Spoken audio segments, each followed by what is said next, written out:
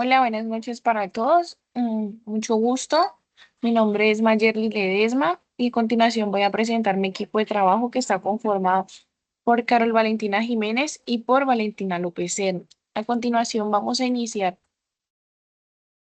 con la primera teoría, que es la teoría del crecimiento clásico y iniciaremos con una introducción. Esta teoría fue como el crecimiento y el desarrollo económico. Son temas pues fundamentales en la economía porque explican cómo las sociedades han ido avanzando, cómo se mejoró el bienestar y también su riqueza. Aunque ambos conceptos pues suelen usarse como sinónimos, no significan lo mismo. El crecimiento económico se refiere al aumento sostenido de la producción y el ingreso de un país, generalmente por el PIB. El desarrollo económico, en cambio, es un proceso más amplio que incluye la mejora en la calidad de vida, también la reducción de la pobreza, el acceso a la educación, la salud y la equidad social. A lo largo del tiempo, diversos economistas han formulado teorías para explicar cómo y por qué crecen las economías principales, pues inicialmente, como les dije, la teoría del crecimiento clásico y la teoría del crecimiento neoclásico. La teoría del crecimiento clásico, sus principales exponentes fueron Adam Smith, David Ricardo, Thomas Malthus y John Stuart Mill. Esto fue más o menos que surgió entre los siglos XVIII y XIX en plena revolución industrial. Sus puestos principales, pues la economía tiende a ser un equilibrio muy natural entre la producción, el trabajo y la tierra.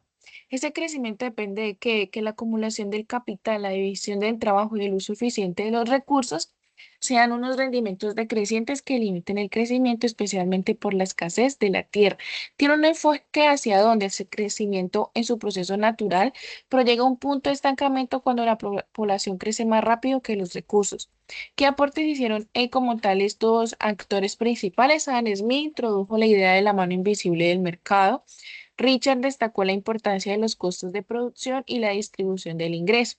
Malthus advirtió sobre el peligro del crecimiento poblacional sin control y sus limitaciones fueron las siguientes.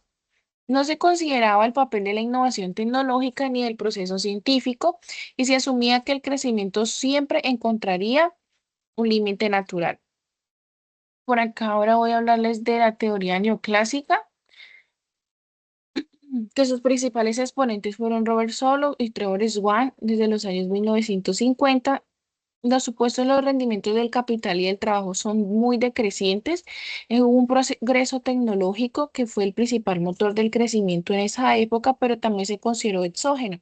Eso quiere decir que viene fuera del modelo económico. Los mercados tienden al equilibrio y los recursos se asignan eficientemente. Tuvo un enfoque hacia un crecimiento a largo plazo, dependiendo totalmente de la tecnología, mientras que el ahorro y la inversión solo afectaron a nivel de ingreso a corto plazo.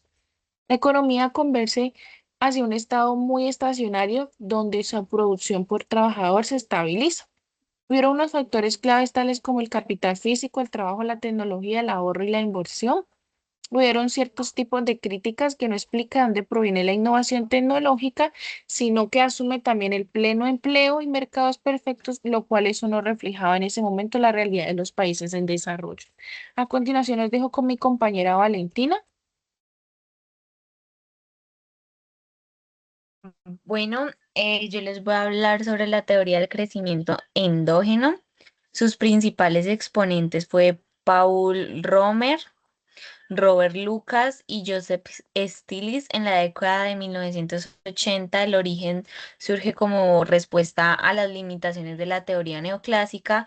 Los supuestos básicos es el proceso tecnológico no es externo, sino que genera dentro del sistema económico. La inversión en educación, investigación e innovación impulsa el crecimiento sostenido. Las políticas públicas y la acumulación del conocimiento son determinantes del desarrollo. El enfoque es que destaca el papel del capital humano y del conocimiento como motores del crecimiento. Las empresas innovan para aumentar su productividad y competitividad. Los factores claves es la educación, la investigación, el desarrollo tecnológico, el capital humano, la innovación. Las críticas son los modelos, son muy complejos y difíciles de comprobar empíricamente, no siempre explican las diferencias estructurales entre países ricos y pobres. Algún ejemplo práctico puede ser países como Corea del Sur o Finlandia que lograron crecer gracias a la educación, la innovación y la tecnología, lo que refleja la esencia de esta teoría.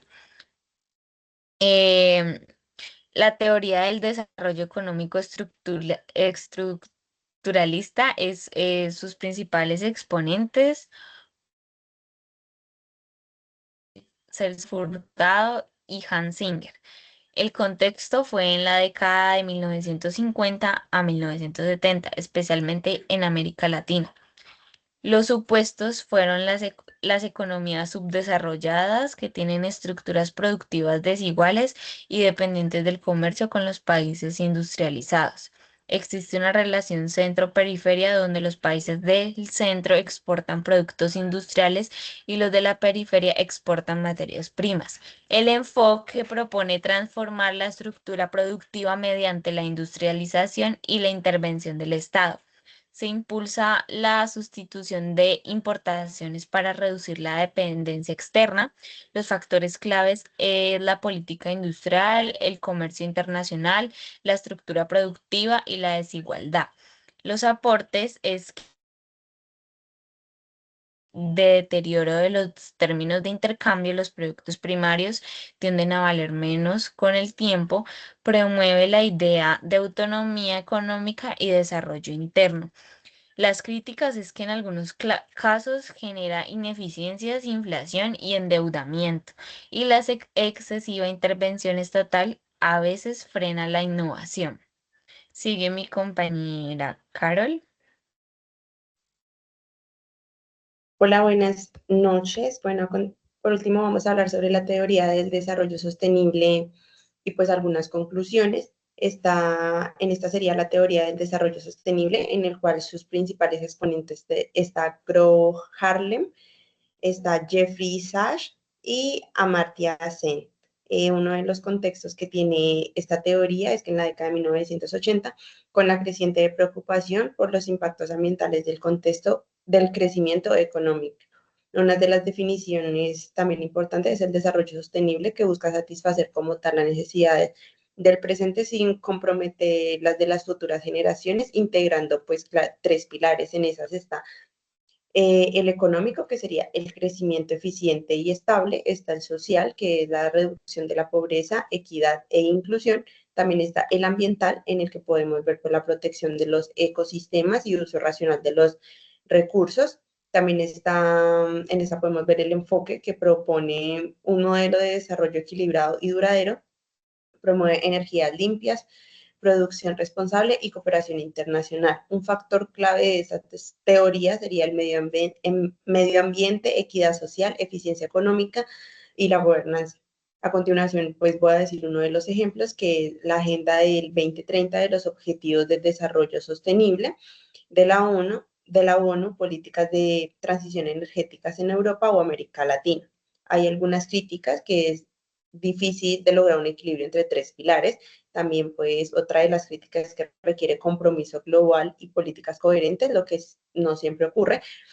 Y ya por último, damos conclusión a este tema en general, pues las teorías del crecimiento y desarrollo económico han evolucionado desde un enfoque clásico, centrados en la producción y el capital, hasta visiones modernas, más humanas y sostenibles. Estas teorías clásicas y neoclásicas también se enfocaron en los recursos y la eficiencia, y pues como tal, las endógenas, que son también las teorías, y las estructuralistas incorporan el papel de innovación, la educación y la estructura económica. Y pues nada, finalmente la teoría del desarrollo sostenible integra como tal la dimensión social y el ambiente como factores inseparables del progreso. Muchas gracias.